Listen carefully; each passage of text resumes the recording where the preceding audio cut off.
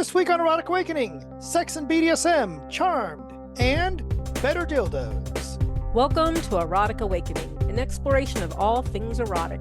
If you are offended by adult topics or prohibited by law, we recommend you stop listening right now. We want to thank our latest patron supporters, Spank Cake and Randolph. Head over to patreon.com/erotic awakening today and get your bonus content and support the show. And thank you, new patrons. And hi, Dawn. Hi, Dan. Today on the podcast, we're going to talk about, I don't know what we're actually talking about, Dawn. You said the topic is sex and BDSM? Sex and BDSM. And then we will spend a little bit of time talking about our 5 days at the Charmed event that we just got back from. Indeed. So it's going around the circuit again, people asking this question. Okay. I feel like it's a question that's been asked quite a bit over the last 2 decades, but I could not find a show title with this title. Okay. We've had to have talked about BDSM and sex, but let's do it again. After 15 years, I'm sure there's plenty of shows we'll be doing again. So sex and BDSM. And specifically, we're talking about how the two mix together, or that Or you should do keep them they apart? mix together? Or, the whole thing. So the person on FetLife was asking, I was negotiating for BDSM and they started negotiating sex. I thought those were two different things. And a lot of people started to respond going, well, it depends. And it does indeed depend. And I would say that when we got started, I feel like, and again, this is going to be due to when and where you're practicing BDSM. But certainly when we got started, I feel like, well, I know it was two separate animals. So much so that you and I started a group to combine the two together. We did. We created a group called the Leather Swing. So just to get the idea across that it was kink, even though leather's not always kink. Well, it pretty much is. So that we could do both kink and power exchange and sex and all the things. But what you said about location, like region, has a lot to do with it as well. Our region wasn't really, which was Central Ohio, wasn't really combining the two in public. So their parties were very much 20 years ago, 24 years ago, whatever. They were very much just about kink and sex wasn't really involved. And I don't know that that's changed a whole lot. I would say that as we travel around the nation and we get to present and play at all throughout North America, that it's pretty much the same, that if you're just doing pickup play, the assumption is that sex would not be part of your scene. And that if you did include sex into your BDSM, it'd have to be very specifically mentioned and very specifically negotiated in. And for that matter, when you say sex, exactly what does that mean? Well, it depends on the people, right? And again, I'm going to say the location because in Columbus, once AIS, Adventures in Sexuality, got involved and started having events, then it became very pro-sex positive. So our health department reviewed the events before the events happened, our hotel takeover, not our hotel takeover events, friends of ours, hotel takeover events. Sex positive sex was absolutely okay. The health department would come in and have the whole STI conversations and things like that, make sure we had safer sex supplies on hand. And it became all about mixing the two.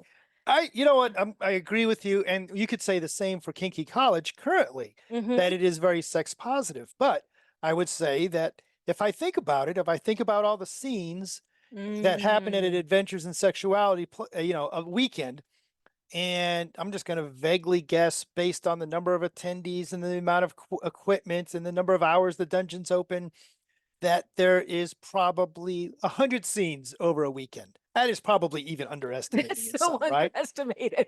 That's in the first hour. But if you think about it, of those 100 scenes, how many of them are sexual? And here, maybe we're splitting hair on what we mean by sexual, but I think overall, all those rope scenes and all those flogging scenes and all those needle scenes, they're pretty much non-sexual as people would normally use the word sexual. True, but because it's a sex positive event, that means sex is possible. So we'll have to throw out there the whole thing about negotiation. Don't expect just because you're in a BDSM event for someone not to want sex Hmm. to Oh, be absolutely involved. I true. mean, like you said, that's why we started our group, because for me, the best sex has kink involved, BDSM involved, power exchange involved, something like that. That's the best sex for me. Hmm. And then there's the whole idea of if you go to a swing club, right? That is all about sex. And every now and then they have a fetish night Right. where kink is involved. How do you even negotiate there? So there are places and regions and events that are very much about combining the two, or at least allowing the two. Hmm. And then there's other regions and events that sex is absolutely off the table. And usually that has to do with like regional, local ordinances and stuff like that. Columbus, Ohio, we could have all the sex we wanted because we had no alcohol, but we couldn't break skin on Hmm. purpose. That was the health department's line. Whereas if you go to some place like, is the woodshed like this? The woodshed, their ordinance is they can break skin, but they can't have sex. Right. No penetration. Right. So the woodshed's in Orlando, Florida. So no penetration, but they can have all the blood play they want. Go to Cleveland, and one of the groups there, you can only have sex on member nights. Hmm. So private parties. There's all kinds of, there's all kinds of laws in place and things like that. But regardless, and I think, just to say at a high level, I don't want to get into the conversation of what is sex, because certainly you and I talk about sacred sexuality Mm-hmm. and tantra, and a good foot massage can be sexual if you do it right. Damn straight. But in this case, I think we're talking more about interacting with the naughty bits in a naughty way. Yes, I think that's what we're talking about. And like I said, for some people, they're not even into sex. Hmm. They like kink, rope, whatever, floggers, like you said, needle scenes, whatever. They don't want sex involved at all. It's all about the endorphins and the chemicals in the body and stuff like that without sex. And then for some of us, like me, I love the two combined. Hmm. Need the two combined. Well, talk a little bit about that. Do you mean that in a literal sense that you need the two combined? I do. I need to have some of that in my life. Yes. Do all of my BDSM scenes involve sex? No.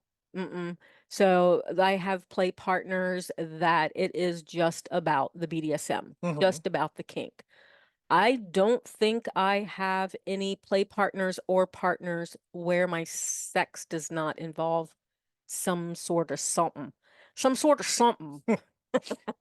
Yeah, I'm with you on that one. All of my BDSM scenes, at least with consistent partners, include some level of sexuality. And if I'm going to do pickup play, that's where it gets a little bit more Yeah. flexible for me. If somebody just wants to experience a flogging, great. I'm fine with just doing a flogging, but I prefer a level of sexuality, at least sensuality, but actually, I prefer a level of sexuality as well. The challenge comes, of course, that's a more difficult scene to negotiate and not get yourself in trouble. Absolutely. And maybe that's part of it. I mean, I haven't done, wow, I cannot make any absolute statements here. So, for the most part, I have not done sexual play as pickup play. Not in quite a few years. As I've kind of drifted to the I need to have played with you for a long while before sex is involved in it. Though one night stands aren't so bad at all. I'll have to take your word for that. I've only got one I can speak of. I would say though that I am like you in that my preference is let's do both. Hmm. Let's enjoy combining the two together. And you and I actually teach an entire class on how to do that successfully, because there is some things to consider, especially in the negotiation Oh aspect, yeah, absolutely. but also how to appropriately mix two powerful styles of play together without them bumping heads with each other. So totally agree. Well, there you go. It's like, what else is there to say? Some people do it, some people don't. Don't No, ass- don't assume. Yep. Don't assume that, you know, if you're negotiating with somebody, and make sure you have that conversation that, hey, oh, by the way, I don't want any sex, or I only want this kind, or, you know, this is, it depends on what kind of negotiation you're doing. If it's we're going to talk about all the things we're going to do versus let's outline what's not going to happen. That certainly makes things more tricky. So discussing what's not going to happen makes things more tricky. If our negotiation, Dawn, you and I are getting ready to play, and you're like, well, no dirty talk and don't touch my feet, right? You might be looking at my toy bag, but if that's all the limitations you've put to me, right, then because I am a sexual BDSM player, I might, oh, okay, cool. That means I get to finger your pussy while I spank you. You better bring that up during negotiation.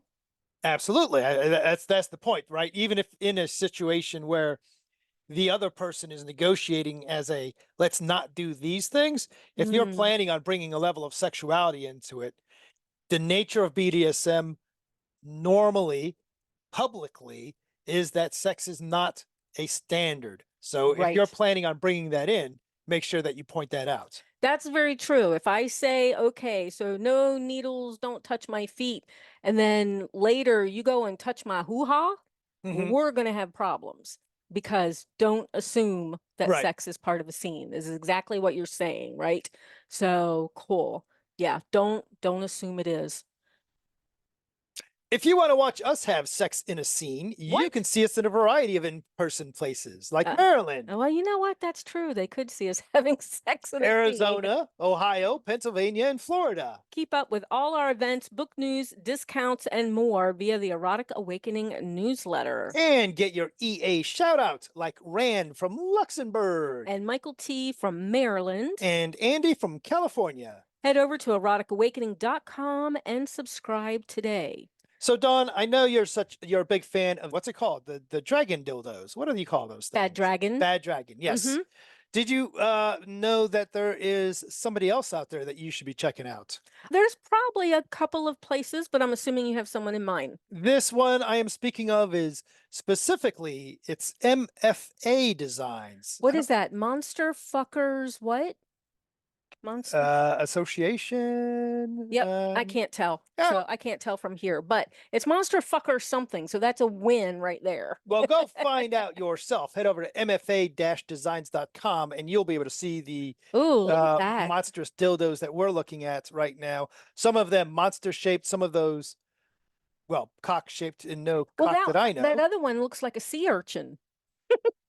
It did. And round, and kind of spiky. That would be interesting. Indeed. So, indeed. And really neat textures here. Oh, those are the rub against me ones.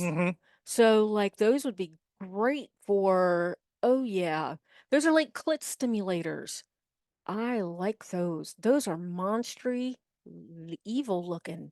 We actually heard about them is MFA Designs had a issue where they recently came across a problem with a vehicle and an accident, and they said, you know what, we're just going to drop our prices because we need to get some stuff sold. And we said, well, we'll be happy to help you sell some stuff. So although we have no affiliation with them and you don't get a discount for mentioning us, feel free to head over to mfa-designs.com and give them a look. Looks like some fun toys to play with. Awesome. I'm going to head over there myself. So, Dan. Yes. We just had a hell of a weekend. Yeah. We did something new. I don't know that you can call it a weekend because it was Thursday, Friday, Saturday, true. Sunday. Well, we didn't leave. Monday was us. We flew into Baltimore Wednesday night so that we could be in Annapolis Thursday morning.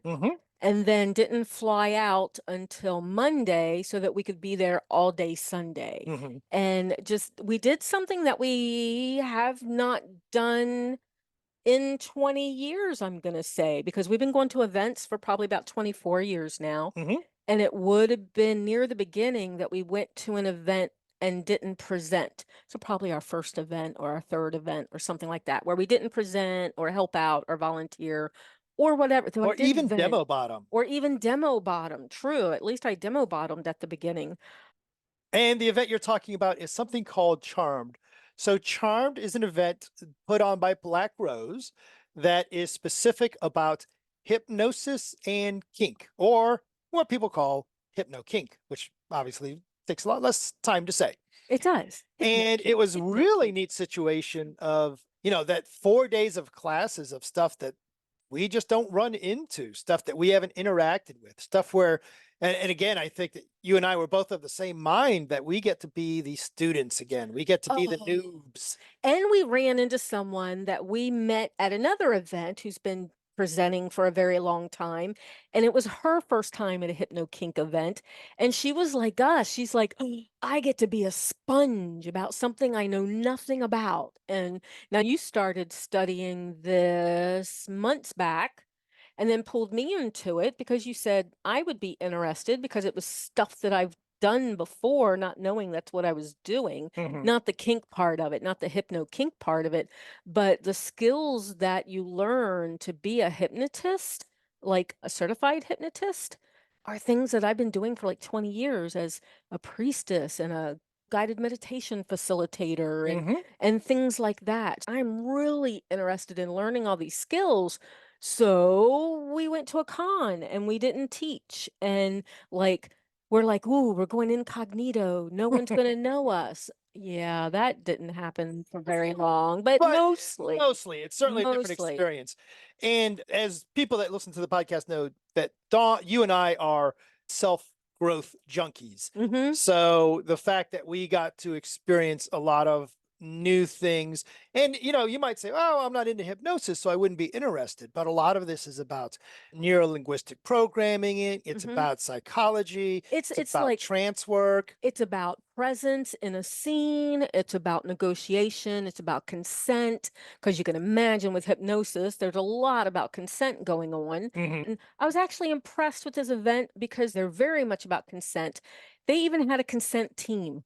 Mhm. There was 24 always 20, yes, 24/7 24/7, staff consent team yep, standing by. standing by. And it looks So like they were pretty bored, which was great news for them, right? That's what you want out of your consent team. absolutely fantastic. But So although we ran into two friends of ours whose names we're not going to share with you, because we we didn't ask. because we didn't ask, but we did get to talk to Hypnostorian Panda, both who have Indeed. been on the podcast before. And Enigma, who we have spent time chatting with on our Discord channel. Overall, super inclusive event. Mhm. The space for it was great. Even as a new person, I didn't feel Oh, that not I didn't welcome? belong or unwelcome or anything like Oh, that. no, no, it was pretty amazing. So, not what I'm used to with the dungeon. The dungeon was kind of Yep. small. It was very much more about the hypno versus the hypno kink, right? Mm-hmm. So more about the hypno rather than the kink. But that was cool. That was a different experience as well. So I loved it. I Yep. loved all the new learning. I think I went to 10 classes, plus some of them were hybrid and recorded, and we were able to listen to those before our flight out. And so we got more notes and yeah. And it was kind of super interesting. To my knowledge, Don, this is the first event we've been to that has been a true hybrid event Mm-hmm. where about half the classes were also live streamed. Right. And some of the things happened specifically for the people that were attending online. Yeah, that was kind of cool. So we did the speed trance on Mm-hmm. what was that, Friday night or Sunday? I think that was Friday night. I think it was available all nights. And we did it Friday night, so the Mm-hmm. speed trance.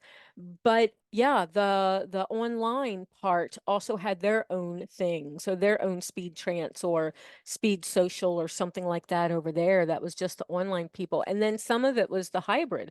Me and you got to go do the classes in person.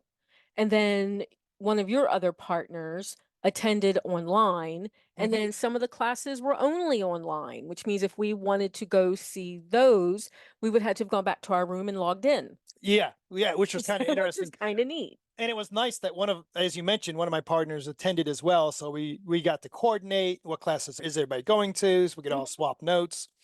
So overall, very neat time. And I think I'm pretty confident you and I are going back next year, but we're not going to be able to attend this event and not present next year, I think. No, It's that's just true. not our nature. You know, and to find out that we are already doing some of this stuff, I think if nothing else, we could teach during the uncon portion of it. Yep. Oh, You know, absolutely. about how we do some things. And yes, so I'm actually excited on incorporating some of this new stuff into some of our older classes. Yep, absolutely. At least having the language for stuff that we're already teaching.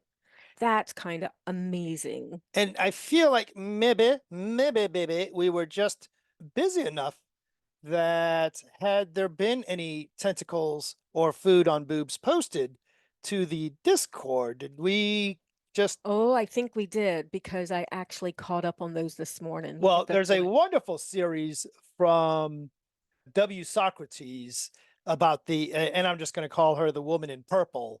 I really Look at all enjoyed those that whole. slides. That's And then Joyful Wish shared the tentacle bedspread, which is definitely something that we nice. probably need. So did you see this by Enigma? That is Halo. That is the person That's doing themselves. no, that's Portal. Is it You- Portal? Oh my yes. God. That's a So- portal gun sitting there. It's all right, honey. It's only the most popular game on You Steam. know, I tried to play that with Slave Jim and just never got into it. But that was the person doing themselves, Mhm. right? Yeah, Because they because were going through the portals. So so where they put the portals allowed them to.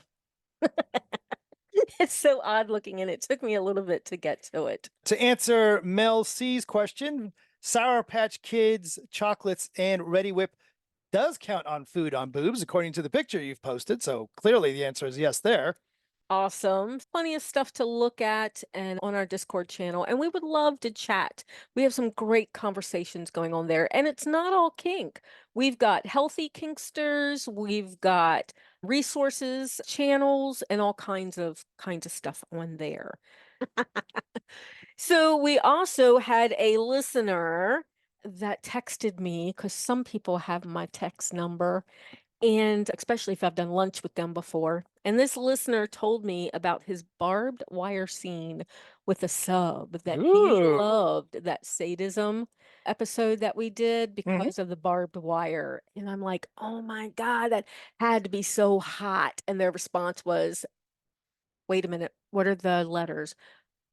OMFG. God, I feel so old right now. OMFG. Oh my fucking God. They absolutely loved that. And you know, as much as I love being a masochist and as much as I love pain and as much as I just don't know about barbed wire and the ripping of skin. I used to think I would be into like ornamental, not sure what word I need there, but cuttings. And Artistic cuttings. Artistic cuttings. I thought I would be into that as well. And then I watched one and I watched the cutting and I watched the blood and I was okay. And then they went to peel the skin so that it would scar. And I'm like, nope, can't do it. Yeah. I've had enough of Can't that. do it. Not to yuck on anyone's yum because that shit is hot. But I don't think I could have it done on me. And part of me says that sucks. And the other part of me is absolutely okay with that. Be part of the Erotic Awakening Podcast community. You can support us on Patreon and get early access to the podcast, a free version of the audiobook Polyamory Toolkit, free ebooks, member-only Discord access, and more. Find all the goodies at patreon.com/Erotic Awakening today. Help others find us. Take a moment to support the podcast. Rate us on Apple Podcasts, Google Play, Spotify, or wherever you listen. Or just tell your friends. Join the conversation with us and other listeners. Use the links from the Erotic Awakening website for our growing Discord channel. Feel free to reach out to us. Contact us with questions, podcast comments, or just to say hi. We are Dane and Dawn on FetLife. And Erotic Awakening on Instagram. Or just email us at daneanddawn@eroticawakening.com. Bye, Dan. Bye, Dawn.